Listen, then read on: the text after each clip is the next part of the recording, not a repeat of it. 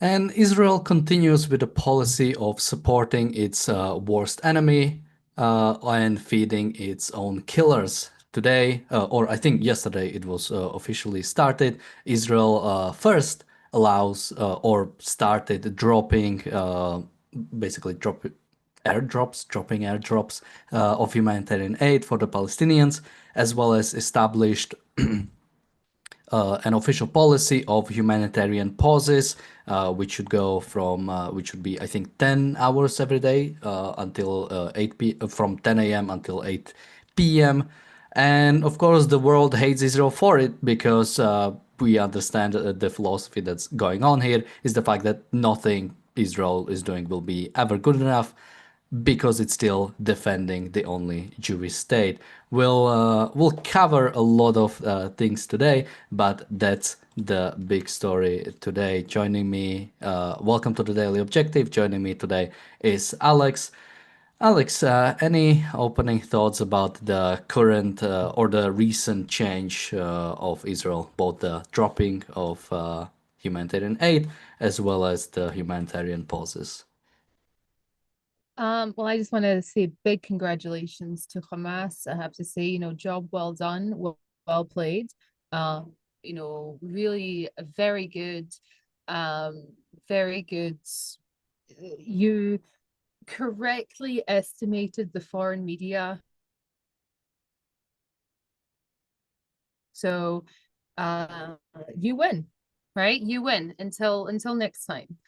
Um, yeah, there's not really much I can say to that. I mean, it's so obvious that this has been their strategy all along to delegitimize the GHF, the Gaza Humanitarian Foundation, to demonize it, to always call it, the foreign media now always calls it the controversial.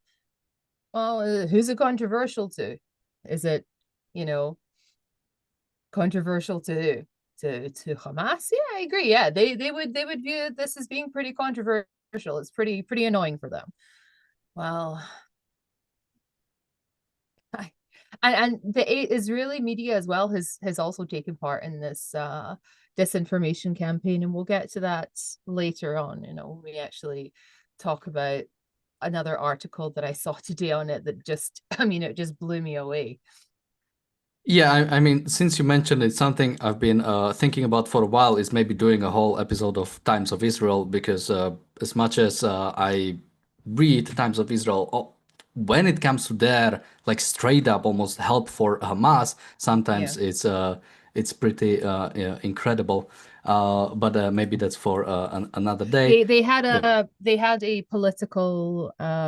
political turning, I think, about, I want to say about 6 years ago, 7 years ago.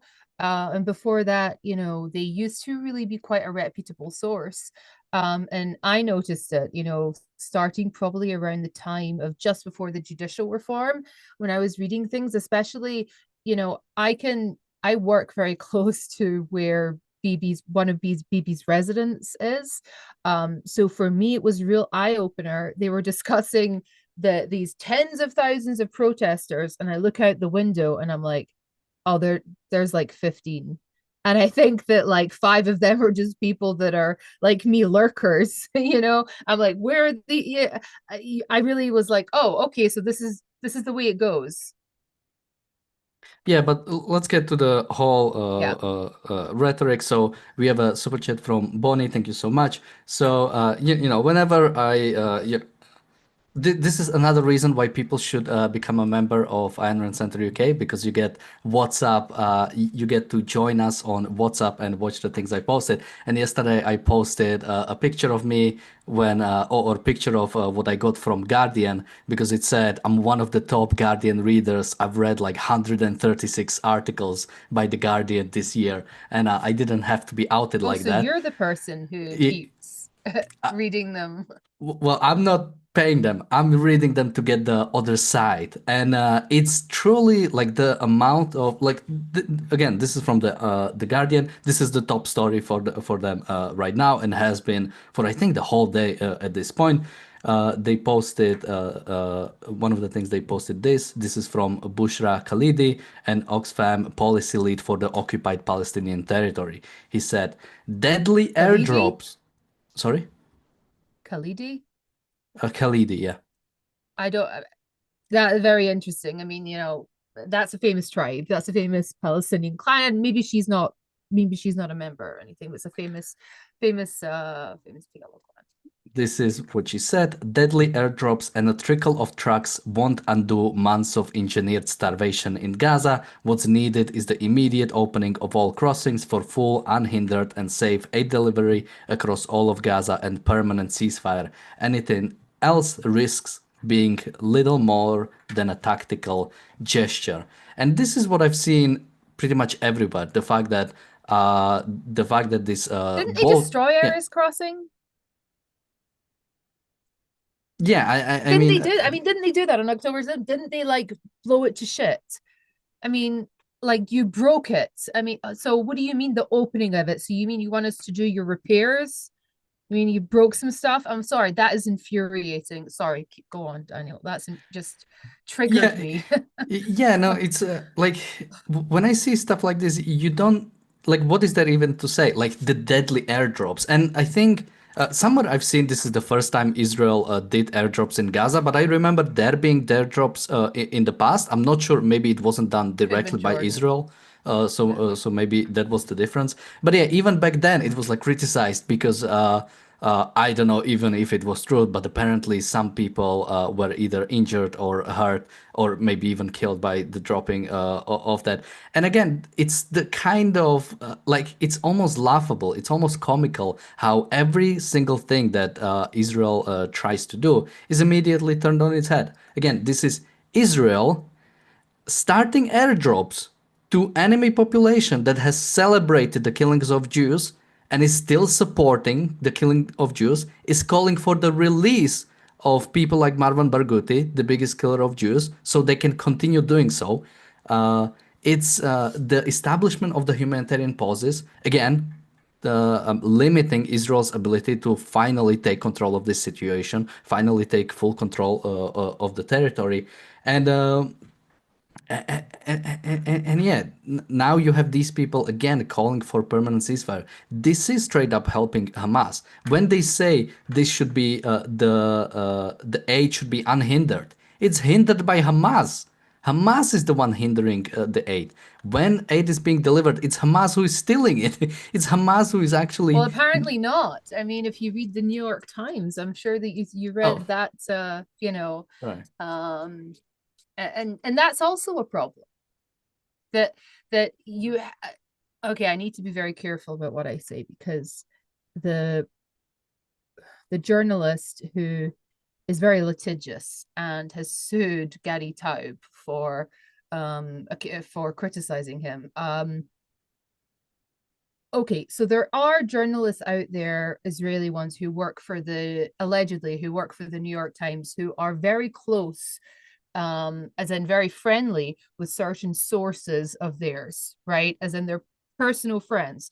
So something that's not journalistically sound, it's argued, is when you are too close to your kind of journalistic sources, is then people can use you as a conduit for their message. As in people who I mean, the IDF is a political organization.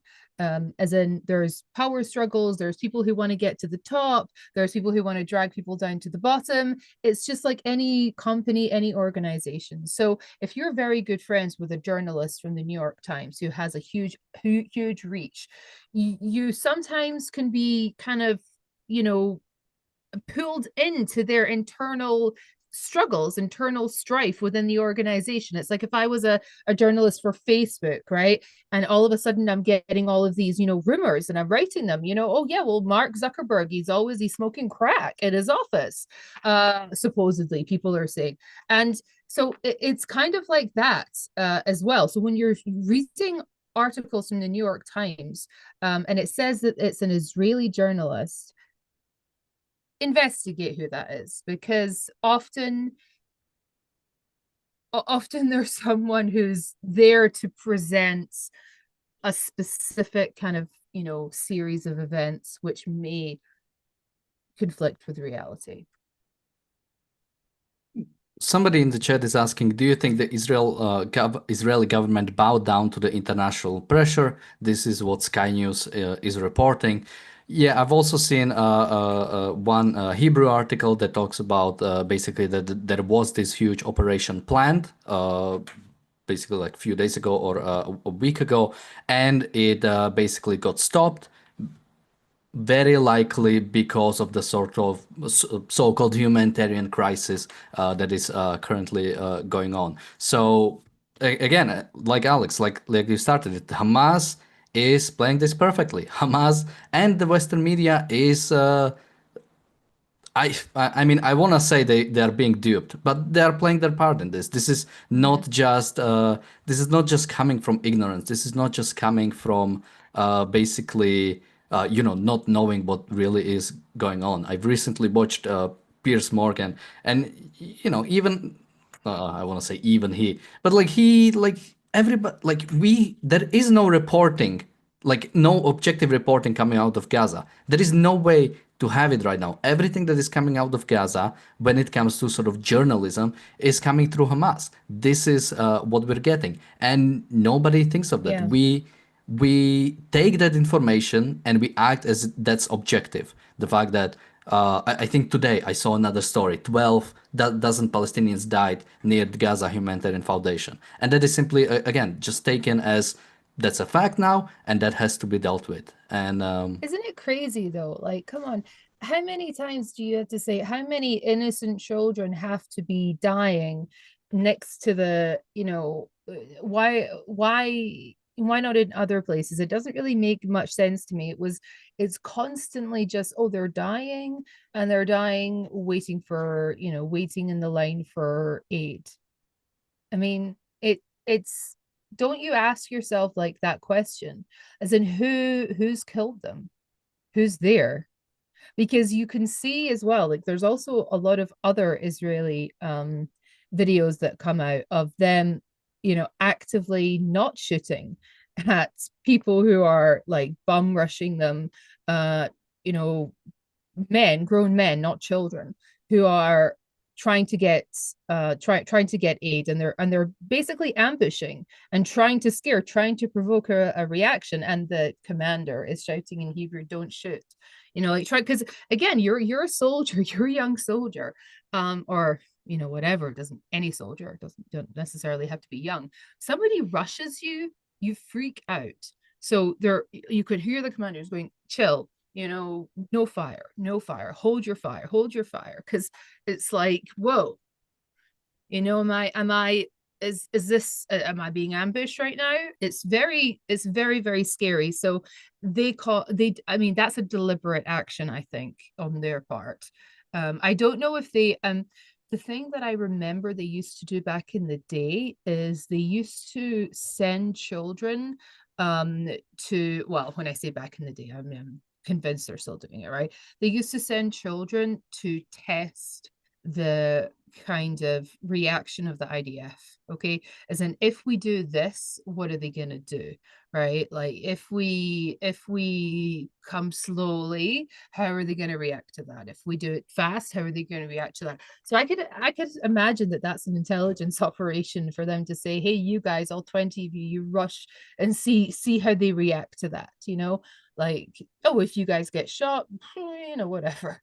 No big deal, right? But just to test reaction. I mean, I'm sure they know that, but it's yeah, I mean, absolutely. I mean, you mentioned the child, and I'm not sure if we covered the story officially, but there was a story about, yeah, a child going to an IDF camp, and the IDF soldiers gave the child the food and then sent them back, which again was just like a horrible situation to be in. Again, it actually yeah, does break your heart, yeah, like I think it was actually Bonnie today in the WhatsApp group was kind of mentioning like that that she had seen a meme or something that somebody had posted about, when I look at my children, I see the children of Gaza or something, right? Or when I look at the children of Gaza, I see my children, and I'm thinking to myself, I mean, what if I think about my child holding an AK-47 or wearing the green headband? I feel like violence, like I could go on like a I just like the anger and like the violation, right? That I imagine myself like I I would just be I would just feel I would feel murderous at whoever had done this to my child. What on earth are you doing? So in that sense, I get it, but it's not in this. That's not the way that other people are imagining this. You never see that. You never see that, as in no one has any pity for these children and the abuse that they suffer at the hands of of of the Palestinians, of their parents, of the regime. No one ever expresses any anger or any even pity. It's like they only exist in those people's minds if they're going to be like victims, right? Like victims that are just like victims of an Israeli bombing. You can't even imagine the idea that they've been victimized by that society, and that what that society actually does to you, because it's such abuse. If you've ever spoken to anybody or heard anybody speak about going through that abuse, it it's like the kind of stuff that makes your blood run cold. You remember the kids that were raised by ISIS, right? It's like you could never wish that on your worst enemy. Yeah, I mean, even in Western world, we have like, and I'm sure maybe even some people in our chat have like stories of like, being brought up in like really hardcore like Christian families and the sort of like trauma that comes from that. And that's in like Western countries. Now imagine what it must be in Gaza. And when it comes to sort of people not feeling any pity for them, I mean, just think of what is the good case scenario that everybody in the world is thinking of right now. That there is a permanent ceasefire, so there is humanitarian aid goes in, Israel and IDF gets out, Hamas gets to stay, and Palestinians get to continue just like they did before October 7. This is like a good case scenario for them. This is what they are actually calling for. So again, don't give me anything that these people care for Palestinians. They care for Palestinians when it comes to their ideology, which again is continuous violence against the Israeli state. Nobody on the pro-Palestinian side is calling for them to modernize. Nobody is calling for them to actually advocate for some sort of peace with Israel. I can bring up, this is from the British Foreign Secretary David Lammy, who has said that the pause for military operation for 10 hours a day. I even love the framing. This is a humanitarian pause, and they frame it as pause to military operations for 10 hours, because you have to make sure that it's known that this is still like violence or sort of war is still happening.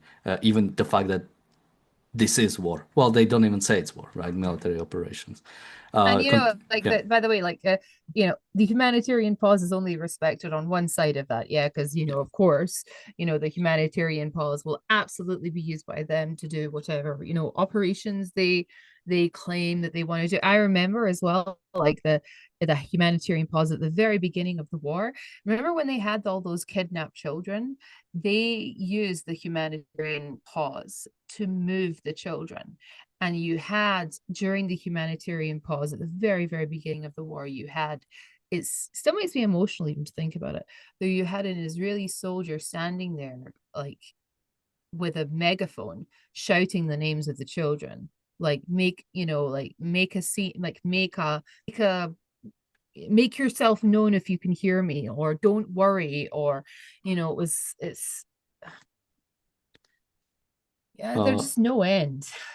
And just finishing, Yeah. David Lammy also said, now quoting, this announcement alone cannot alleviate the needs of those desperately suffering in Gaza. We need a ceasefire that can end the war, for hostages to be released, and aid to enter Gaza by land unhindered.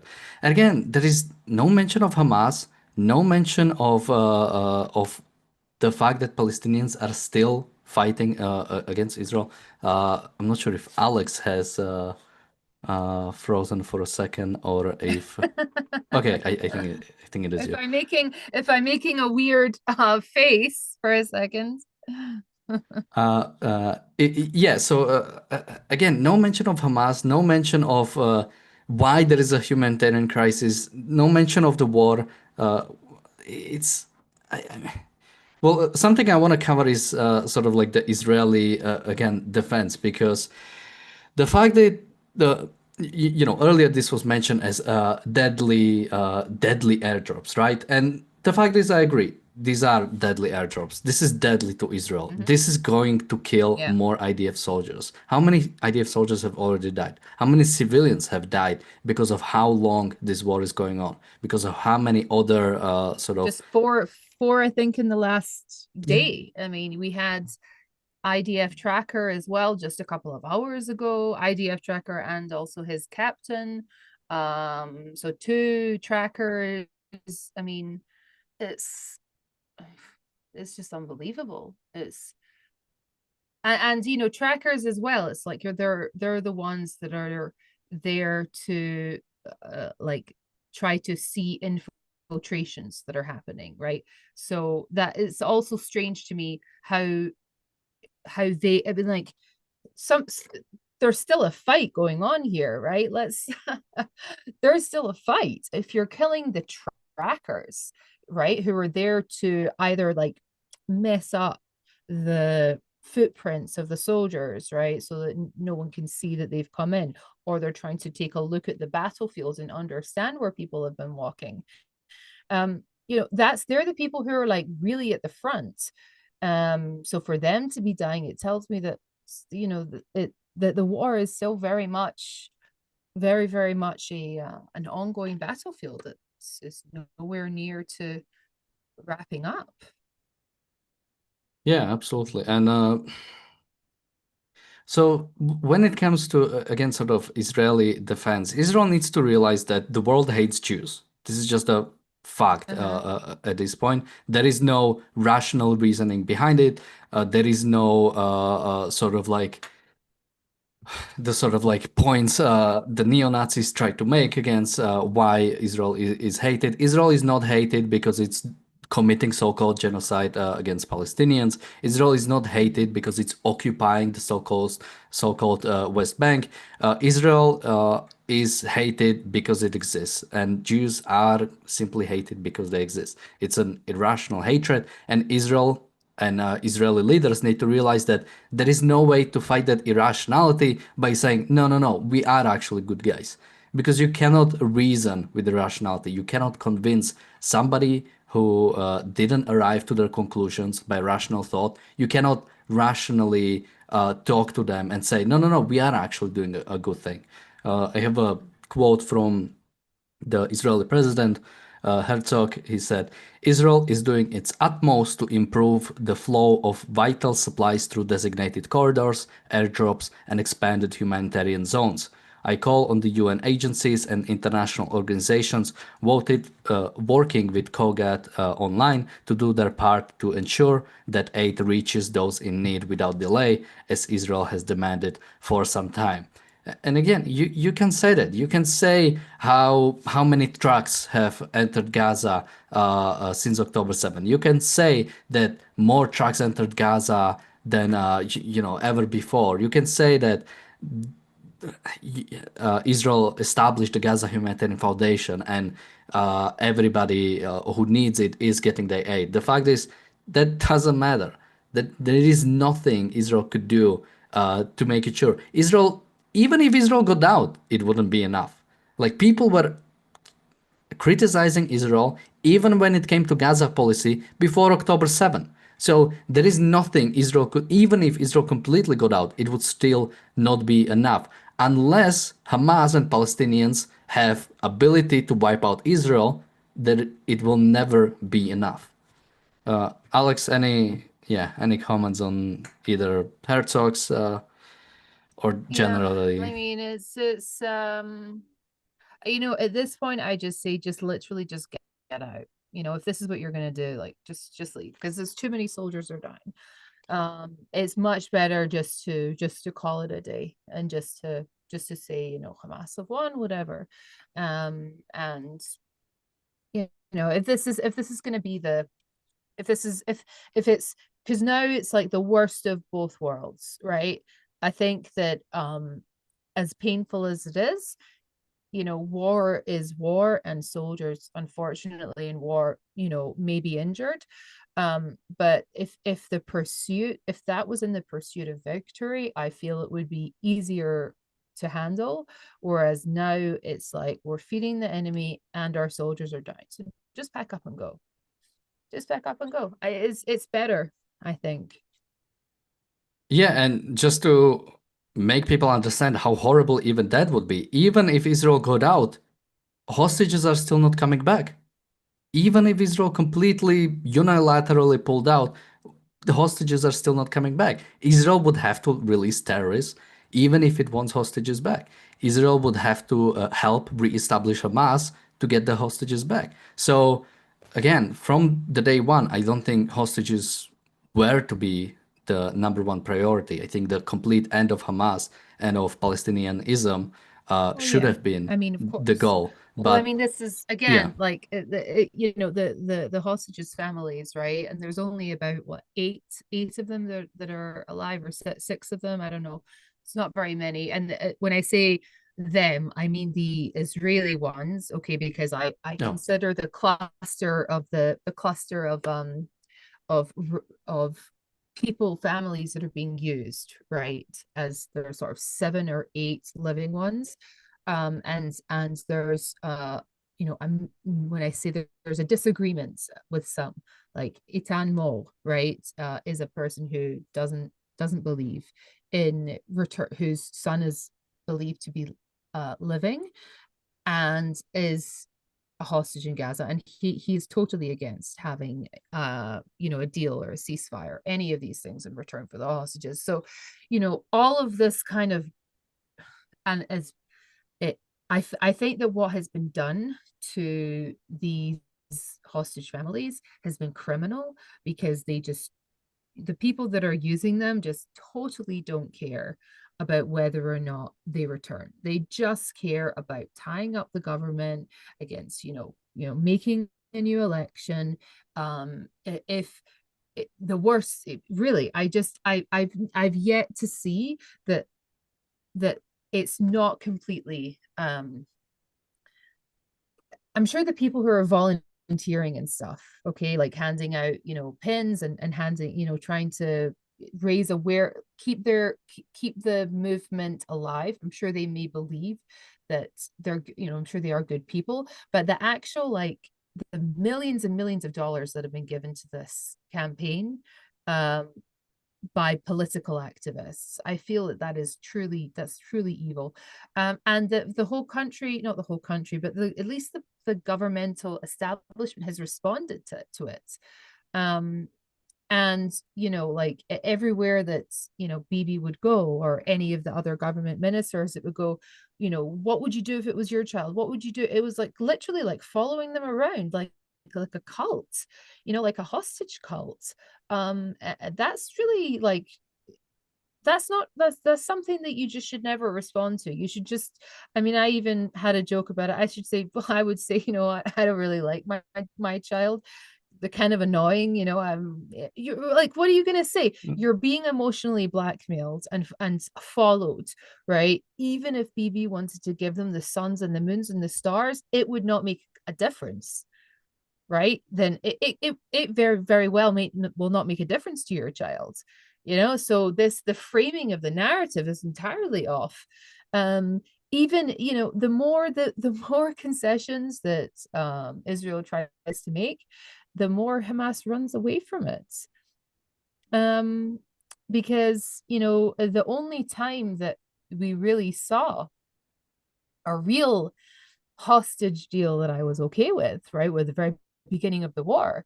And that was again because people's children were being held, right? And I think it was like 100 prison 100 terrorists were released for that.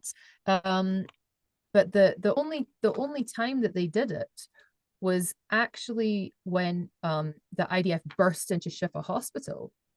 Like they burst into Shifa Hospital and they were about to take it over.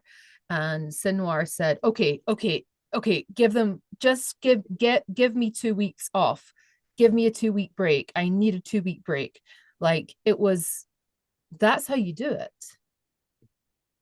you know? I mean, he was so overwhelmed and he was okay, make it stop, make these people stop, make it, because he says, because he truly believed like, oh, it's over for me. It's over for this whole movement, like Hamas movement. Like it's this, our time is done. And now they know that they can play the Western media like a fiddle. So, and that Israel will capitulate. The thing that was giving me strength until this point was the fact that we weren't capitulating. It was giving me a tremendous amount of strength. Because I thought, oh, that's a pretty scary notion. You know, we're standing by and we're not buckling. But to buckle at this point is so disappointing. What does it make a difference? We're being called genocidal today. We'll be called genocidal tomorrow. They'll be saying it in a week. They said it back in 2003. Come on. Yeah, and when it comes to sort of, I think, a proper rhetoric or a proper response, something maybe we'll do a whole episode on this guy. There is this, I think, is a congressman, Randy Fine, who isn't usually in the news. The only time he's in the news is when he says things like that. Somebody, he is generally pro-Israel, and somebody posted on him a picture of, again, children in the rubble. You've seen all those pictures, and The said, "How dusty can?" Yeah, children. yeah, and they said, "How can you sleep at night?" And his response was quite well, actually. Thank you for the pic, because this is the response you have to give. You cannot Yeah. allow yourself to be emotionally blackmailed. I think separately, recently, somebody again said, what does he think of the starving babies? And he said, release the hostages, until then starve away. And somebody earlier in the chat was saying Israel is starving Gazans. This is war. Israel should starve Gazans. They've decided to go on a genocidal goal of I, wiping out all Jews. You don't how get to are we then, starving yeah. them when it's them? You know, how is it? It's Hamas that's starving them. If they're holding our hostages, it's Hamas that's starving them. I'm sorry, I have to. It's just I No, can't yeah, do this. that's good. Like Hamas is the representative government. Hamas is the one representing the people of Palestinians. Hamas has the official policy of the Palestinians. If Palestinians don't like it, replace it with something else. Get rid of Hamas in some locations and say, okay, you know what? We don't want to do this anymore. We would rather try our chance with surrendering to Israel than staying under Hamas. But still, Palestinians are choosing to stay Mhm. with Hamas.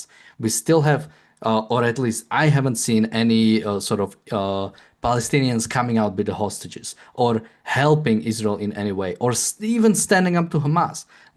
The only thing we've seen is Hamas again. Whenever there is sort of like a little resistance, Hamas completely squashes it, kills its own people, kills any sort of vocal support or vocal opposition to Hamas, and that means Palestinians should look at that and say, okay, either we're all gonna get killed or we're actually gonna do something. And if they would rather, well, no, they are betting on the world coming to save them. They are betting on living in Hamas in the future. Because again, if Israel gets out, that means Hamas is staying. They want to stay with Hamas, or they want some other. I don't even like to call it terrorist organization, because terrorist organization implies that they, are simply sort of like imposing themselves on a population or something. No, they were elected. They are somebody who Palestinians have decided to have and decide to actively not stand up against. I have I one mean, more yeah, quote. I mean, Yeah, it's yeah. that's just it's like, it's so the thing that really that the Palestinians remind me of, right? At least again, like I'm really talking about the um yeah, I'm really talking about more the kind of the male adults, because it's hard for me really to see women as being part of the regime. Okay, but I guess, in a peripheral way, I suppose they are, but I don't really view them as having much power here. Anyway, so the the it reminds me of, like, you used to see this in India when they used to take children and, like, severely burn them and damage them and pluck their eyes out and, starve them. And then, they would say to you, like, look at what you're doing to this child. Like, if you refuse to, like, give them money, or you refuse to do something about it, it's like, it's that kind of thing that you see, but like on an industrial scale here with the Palestinians, right? In that it's just you have to, intelligent people, and I think that most people in the West, right, most people have had an education, right? They know they know logically how to understand things, right? So the source of their suffering is Hamas. Okay, so they are the body, they are the people, they are the gang. That when I say the Hamas, I think that's so arbitrary, right? I just mean the gang, right? The gang with the big guys with the guns and the PR, right? Um, so they are the people who are plucking the eyes out and burning the children and all the rest of it and using it. And the Western media is just happily going along with it and just going, yeah, I mean, come on. I mean, look at them. I mean, it's the eye's been plucked out. Come on, you got to give them food. It's like, do I Yeah, I really? mean, absolutely. Even, sort of going back, there was a report from Sinwar, or, well, not written by him, about Sinwar, of him saying that basically every picture of dead children is a blessing. And it absolutely is. This is absolutely helping. They need as many people to die on their side as possible. Like, again, Hamas and Palestinians are not some sort of culture that want to prosper. That is not their goal. Prosperity is not their goal. Achieving something is not their goal. When they took over Gaza, they simply destroy anything left by the Jews because they would rather destroy it than sort of be prosperous. And this is a choice they are making every single year. This is a choice they Like are the making every single day now. Yeah. like the water. I mean, like the water pipes, you know what I mean? Like Yeah. it's like, boo-hoo, come and help me. I dug up my water pipes and no, I don't have any water. It's like you dug up the freaking pipes to make more of your handmade bombs. Yeah.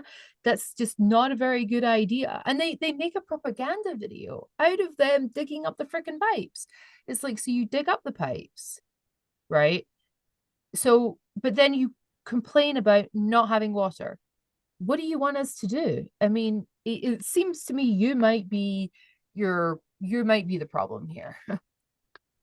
Yeah, I mean, there is this whole like even now I'm going back to the Guardian again. Sorry. Yeah. I dug up my pipes. I mean, it's just that's exact. I'm sorry, but that's just what it is. It's ludicrous. Yeah, and even going back to the Guardian, the way it says engineered starvation. What does engineered starvation mean? As if like food is something that's automatically like coming to my mouth? As if, if I'm just sitting, there's like food coming in and suddenly, I don't even have to be productive, but things around me, like my house around me just gets built somehow. Like these things like takes, how do you, again, how do you engineer starvation? Hamas has a responsibility to provide food for their own citizens. They chose to go to war with somebody else instead of like Yeah. focusing on that, and now their people are receiving the other side of that. The fact that during a war, your population will starve, like it was. And I won't make the World War II example, like it was during the First World War, where Germany was running out of food because they couldn't import it, because they didn't produce enough.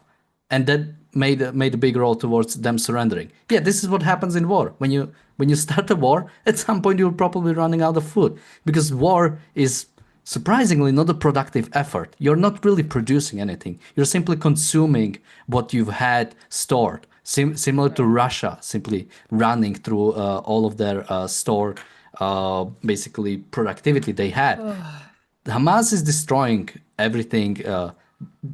I mean, they weren't that Yeah, productive to yeah, begin yeah. with. Let's be That frank. well, You know, this is yeah, come on. They're well, not exactly producing much. well, yeah, productivity from other people. Again, Gaza, the Yeah, number of one course. Yeah, recipient of foreign yeah, aid, yeah. and Yeah. I mean, they're not productive people in general. I mean, so I mean, when I say that, I mean they are.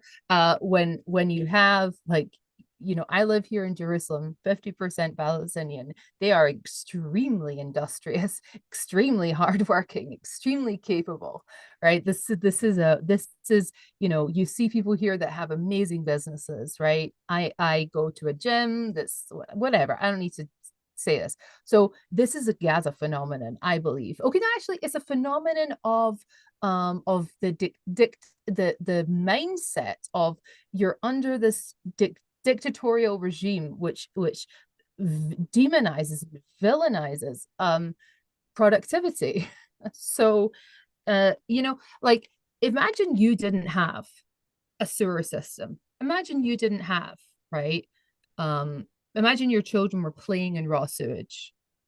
You know, it would, I know you don't have children, but I'm saying your family, right? You and a couple of other men from the air, imagine, right?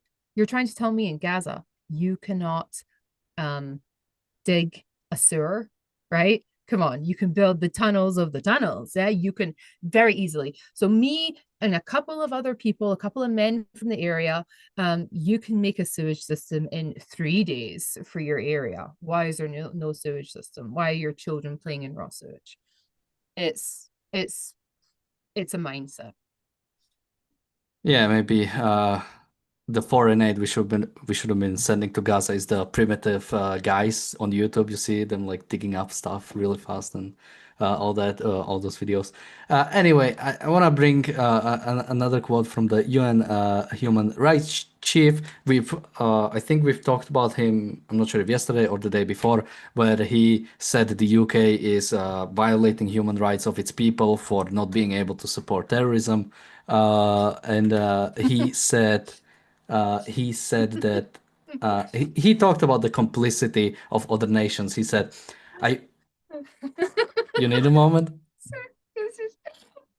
My rights are being violated. I can't rape. Oh my gosh. It's like the police are just saying no rape, no, no robbery. Oh, we've become a very silly, silly people. Well, this is from the UN Human Rights Chief. He said, I urge immediate steps by Israel to end its unlawful continued presence in the occupied Palestinian territory and for all parties to work for tangible progress towards a two-state solution. I urge Who's this person? Who it's is it? it's a UN Human Rights Chief. Oh I my, oh my gosh, are you serious? Oh my gosh, I that's better us. I work next to BP. I better go and tell him. Holy crap. UN human rights. But I want to finish this. I urge governments to use the opportunity of this conference for concrete action that puts all possible pressure on the Israeli government to end the carnage in Gaza permanently. Countries that fail to use that leverage may be complicit in international crimes.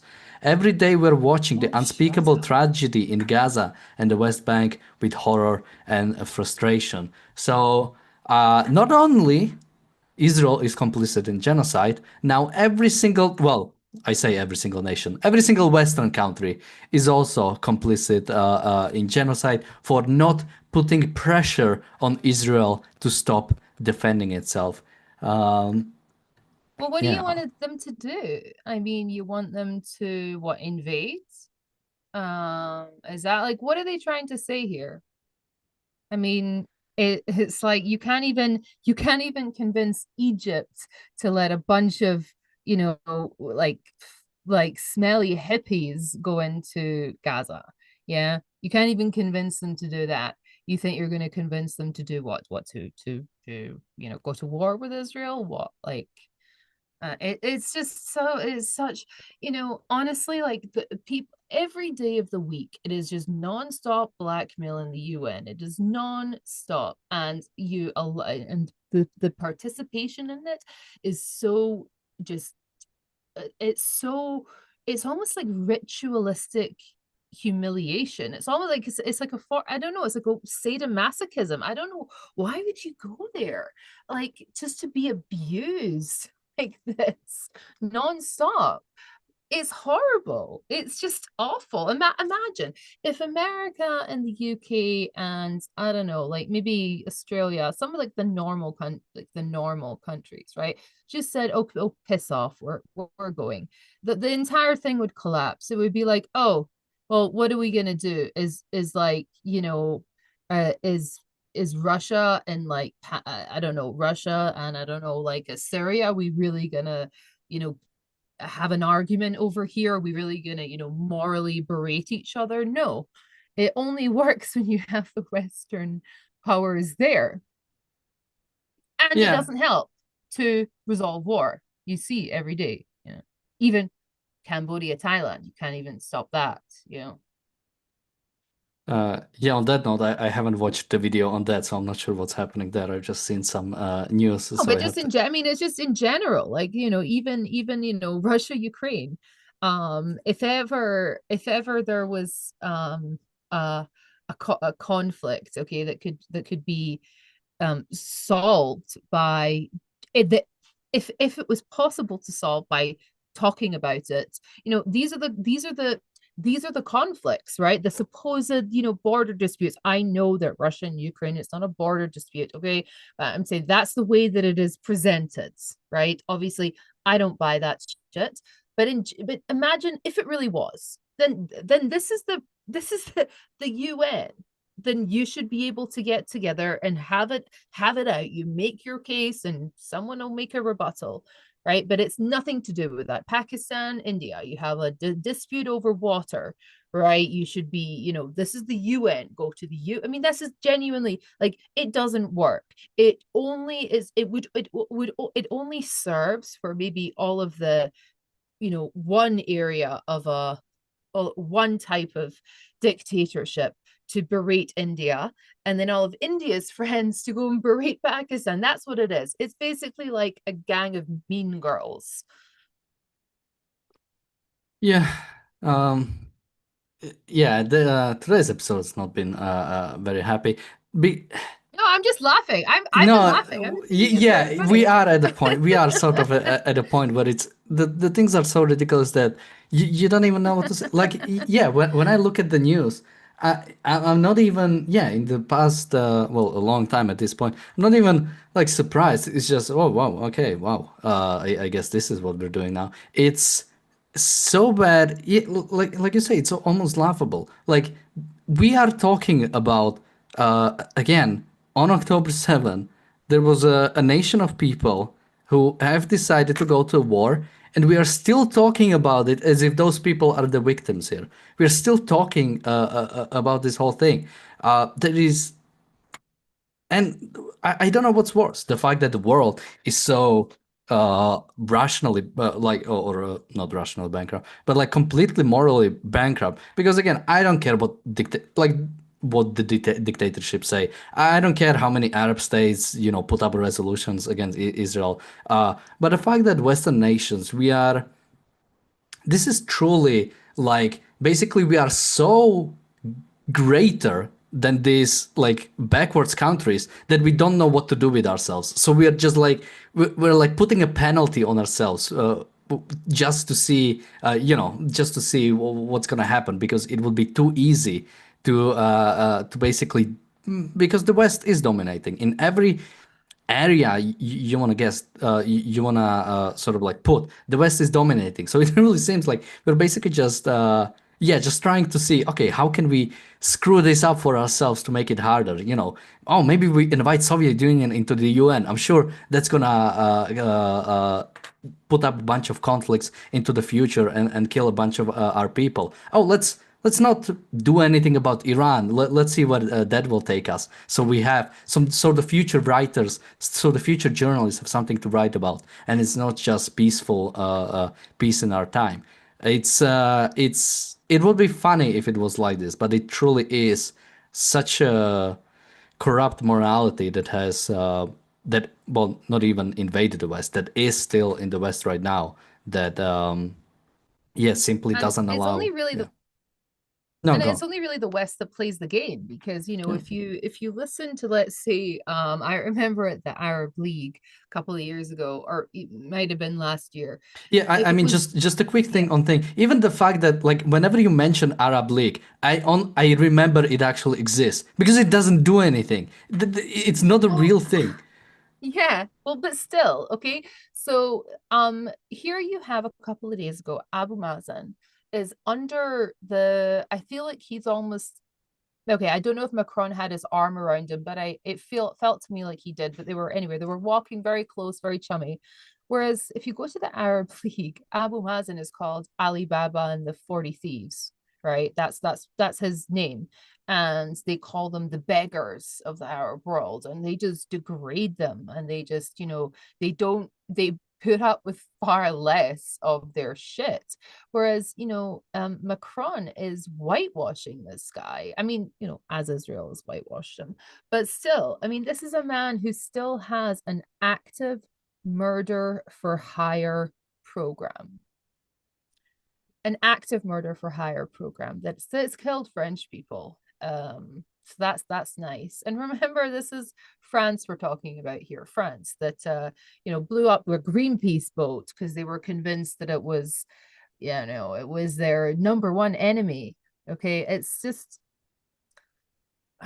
it's very, very disappointing. But the thing that the UN reminds me of, it's like if it's like if you have like a group of school children, and they're going like, oh my god, today I saw Cambodia and she was being so mean, and then they go, and Israel took my stuff, and then Israel just she won't give it back, tell her. It's like, this is what it sounds like to me. Non-stop, non-stop grievance, grievance, grievance, grievance, grievance. And it's like, oh god, and it's honestly like, to talk about getting involved with stuff that doesn't concern you. And it's like, all of a sudden, right, you have, like, I don't know, Saddam Hussein will stand up and he will be like, I just want to tell everybody that I love the Palestinians and I would never hurt them. That's all I have to say, everybody. Okay, Saddam Hussein, over and out. It's like, yeah, I may have genocided a few Kurds, big deal. I may have, dropped some chemical weapons and a couple of Iranians, big deal. I love the Palestinians, and that's all that matters. It's Yeah, okay, that's the UN. yeah. I mean, and when you talk about like the Arab nation, other Arab nations, something that has to remember is nobody likes the Palestinian people. Like They hate Egypt, them. yeah, Egypt is. Egypt took back Sinai, and they were like, "Oh no, no, keep Gaza. We're good with that. Yeah, We don't want yeah. that." Uh-huh. When the fact that there is a, people talk about the blockade on Gaza, but Gaza shares border with two nations. There's been a blockade from Egypt as well, Well, and yeah, I mean, just like Kuwait expelled 400,000 because, like maybe 500 got involved with supporting Saddam Hussein when he invaded Kuwait. They kicked out 400,000. Jordan got very upset with Black September, and, just like, just massacred them, right? And that's why it's called Black September. That Israel didn't give them that name. They named themselves that because of what Jordan did. And it's just, but it's this intense hatred that they have for the Palestinians. It's something that you'll not see in Israel. It's an intense hatred. I mean, in Iran, they famously called them desert rats and lizard eaters. I mean, it's all about how basically they're just a group of retards, and we're in this alliance with them. We get it. We know they're retards. Don't judge us. We're just in an alliance with them. It's just, Come on. Enough. Like, stop being taken for a ride in the West. If any of you people are believing this crap, stop it. Um, what is this? And I have a quote apparently from Trump, who said, talking to when he was talking next to the European Commission President Ursula von der Leyen, he said, "You know, we gave 60 millions 2 weeks ago, and no one even acknowledged it for food, and it's terrible. You really at least want somebody to at least say thank you." It's I, Was that Trump?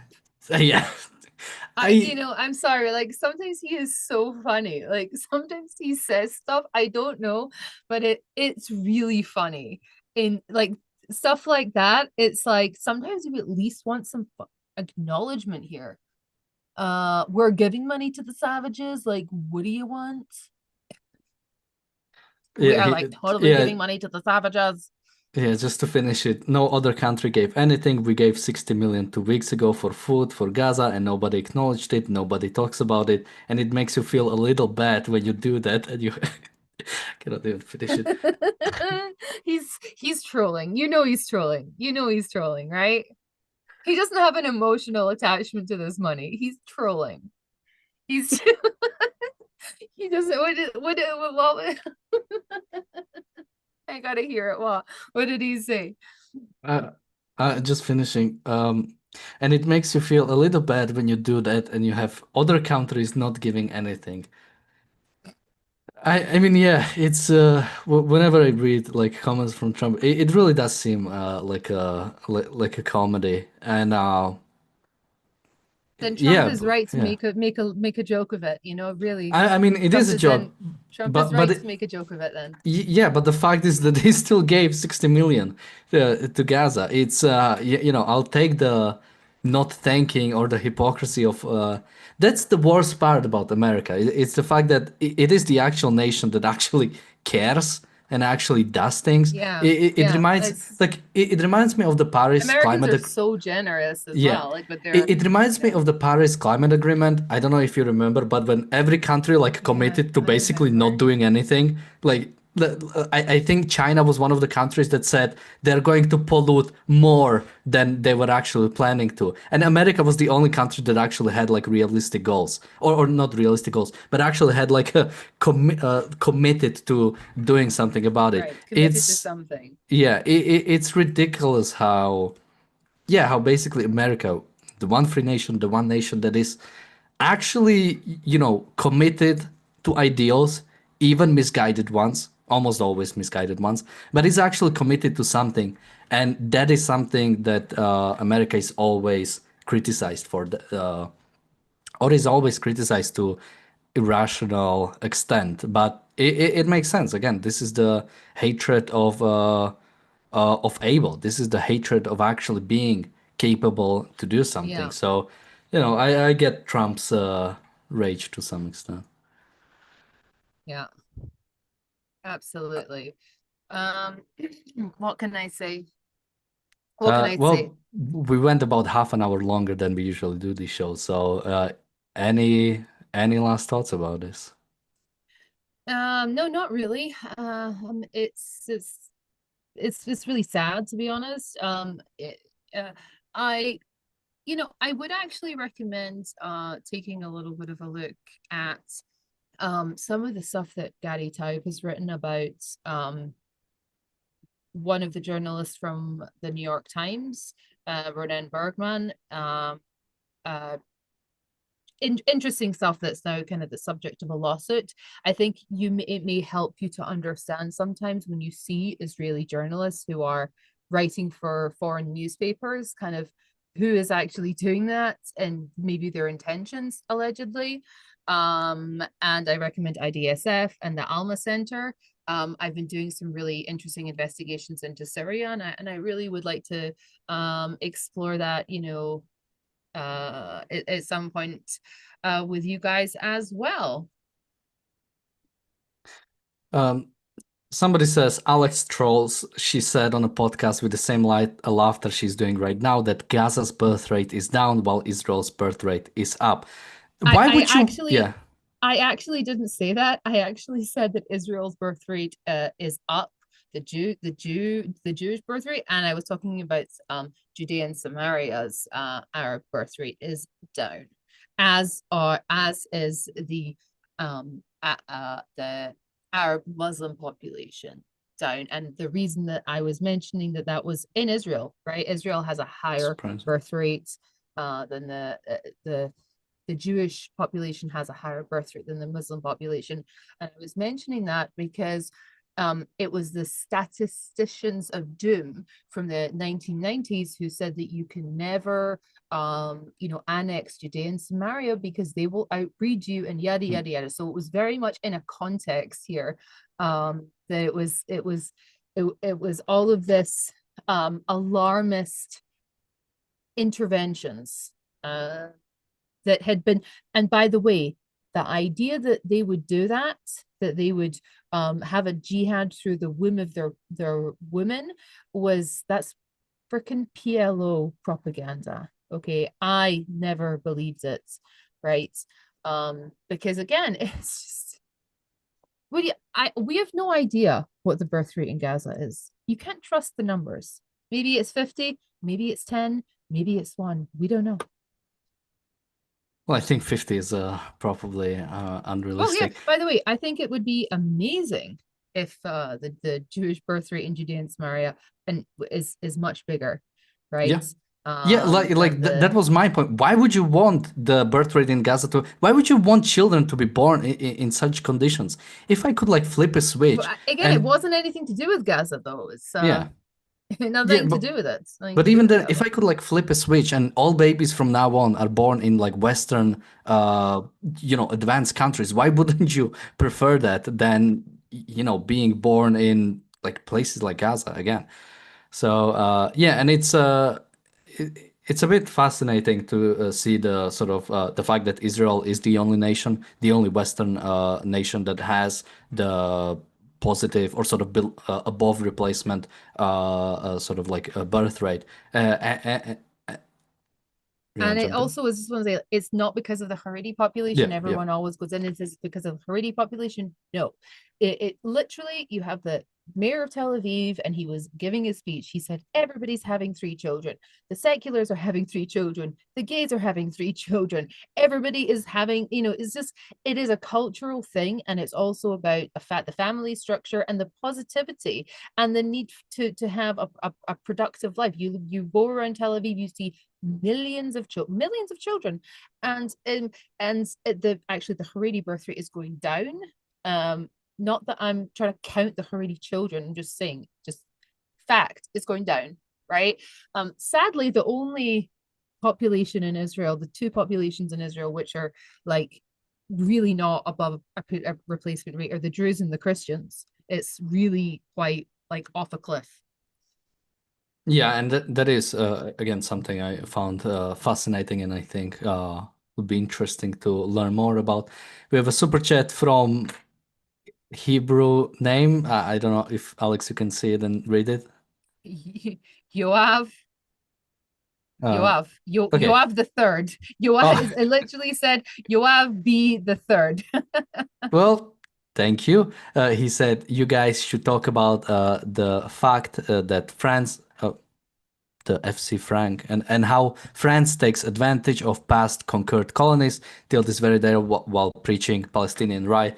I don't know that much about. I know people talk about like neo-imperialism and the fact that sort of like France still has like connection to their West African like former colonies or like exploits them or something like that. But it stinks of the anti-capitalist, anti sort of like Well, no, I mean, modern sting. I maybe mean, not, it but could be, yeah, it could be true. no, I'm But sorry. Like, yeah, I can't view it like that. I cannot view France's intervention in Syria. There was a Zionist king that was in Syria, and the French deposed them because they wanted Syria. So, that's not me being anti-capitalist. That's me. And again, the reason that colonialism was well, so but like that's going much like you know further into the past. So I think that's like a different thing than what he was saying. Because I think he oh is talking about like the current fact of like what France is doing in like West Africa.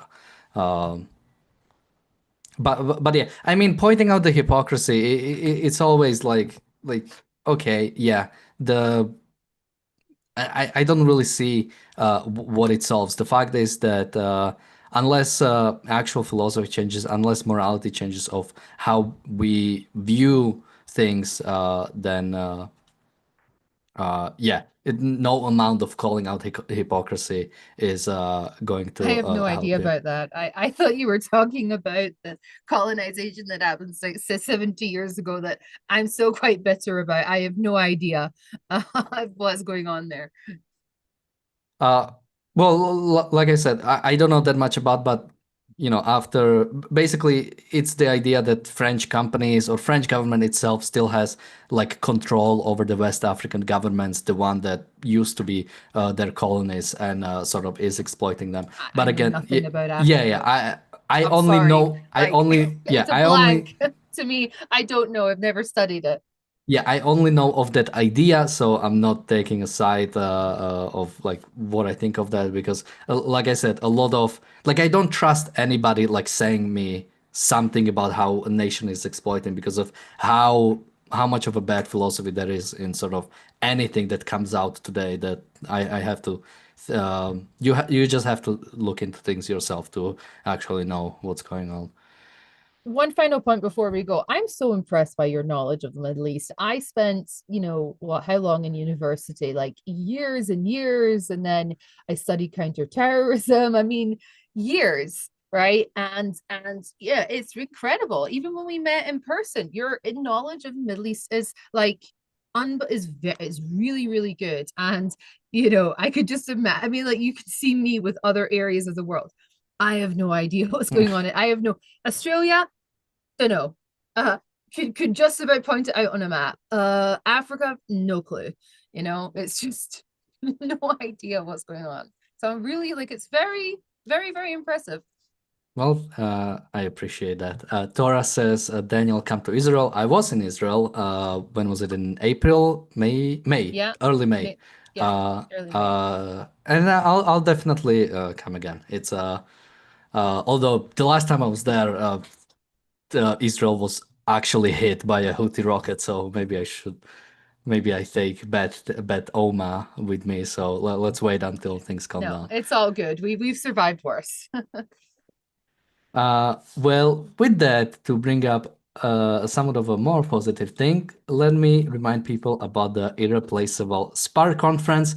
It's a conference Ayn Rand Center UK is organizing later this year, October 25th, 26th, Orange County, California.